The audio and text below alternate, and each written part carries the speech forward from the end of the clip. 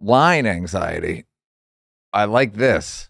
I've never seen it like in a book or anything like that. I have self-diagnosed myself with having line anxiety. It's one of the most difficult things in my life are lines, not long lines. I'm fine with a long line. It has to be fair, and it has to be clear. It has to be clearly marked, and it has to be fair. If it's not both of those, it puts me in a position of, am I going to have to say something if somebody's stepping into a line that I think this is the line, other people are jumping in front. It forces me to be assertive. It forces me to make the decision. Am I going to squelch this and let the person step in front of me? Vigilantism. Am I going to have to say something? Are you going to have to be a vigilante? Correct. And I've had my moments where I've snapped at situations where, I'll give you an example. It used to be you could check in at the gate, right? At the airport. Yep. Instead of out front, you could go to the gate and check in. So you're a million years old? Is that how old you are? You're a million. You just celebrated his millionth birthday, guys. I'm not talking about I'm talking about to get on a stagecoach. Yep. You have to check in to get on the stagecoach to go out west. There'd be a varmint. To go out. And you just, yeah. There'd be a grizzly old man with a shotgun. So there would be, a place for two reservationists, but only one was working one time. So there's a line of like 12, 15 people to check in with the reservationist. And then another reservationist came up. Now there's two reservationists. There's one line. So the next person in line goes and gets served by the reservationist. The line doesn't move over into between them. It's still over here, but everybody understands that this line is now forking at the next available. It's understood, we think. So this business traveler, this woman, walks past everybody in line and then just goes and stands right behind this guy over here.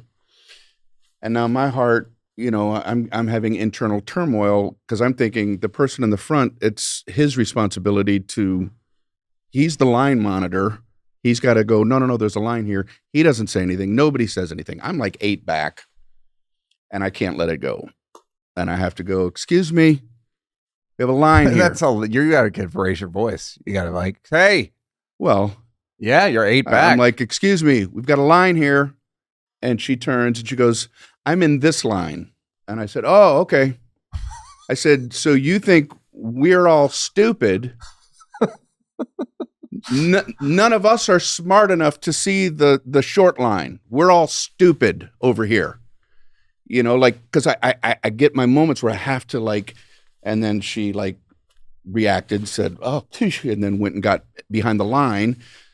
But even after that moment, I still don't feel good because I had to, now I'm the guy that, yelled. And so I've had situations like that over and over in my life where it's lines that are unclear and, boarding a plane. I had it today. Boarding a plane, the funnel. Yes. And who's gonna, I was talking to somebody last week, when I think about we were like, you must travel a lot, that must be hard or whatever. The worst part about flying for me is going through TSA, because as growing up Catholic, and I just already feel like I'm doing something wrong. And then there's different rules. Sometimes, scissors. Come on through. We welcome scissors at this franchise, at this TSA. Water, cough syrup. No cough syrup. We're anti-cough syrup. You had last week. I got popped for having 2 different cough syrups. Where they're not. It's mercury. It's iron supplements because I'm vegan. So I got it. You know what I mean? I got to get it somewhere else. But I had 2 different. One was 4.6 ounces. And just this is so fucking humiliating. Mm-hmm. Why are we doing this? And then you're into the lines. How about boarding zones? when we're all standing, now you're looking at a couple guys that are boarding zone 1, and that's from putting in the work, right? Not because we're super wealthy. We just happen to fly a lot. You've been flying since you could check in at the gate. So you're a million miler on a lot of airlines. Yeah. But when you're all standing and they go boarding group 1 and you see people starting to move and you go, I don't think you're boarding group 1.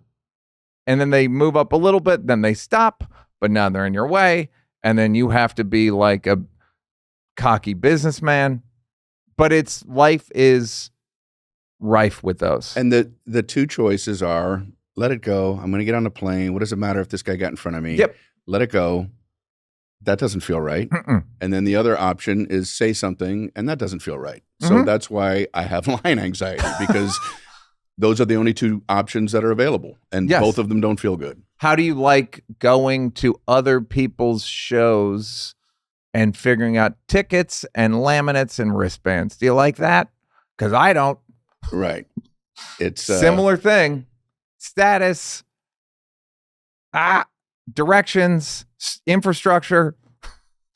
I remember I was performing at a comedy club. A whole group of people were going to go to a bar afterwards. So I get there, but I'm not with the group, and there's a long line of people to go in. And I don't see any of the people that I know. I figured they're already in there, and I don't know. Did they say they were from the comedy club? Am I supposed to say something? I'm in line that looks like it's going to be 45 minutes before I ever get And in if there. you say you're the comedian, you're an asshole. That's and if what you I stand in did. line, I got out of line and I went up to the bouncer and I said, I don't know if it matters, but I'm performing over at the Improv down the road. And the guy goes, you're right, it doesn't matter. Okay. That's why I asked. I didn't know if it mattered or not. But now that I know it doesn't matter, I'm going to go get back in line. Yep.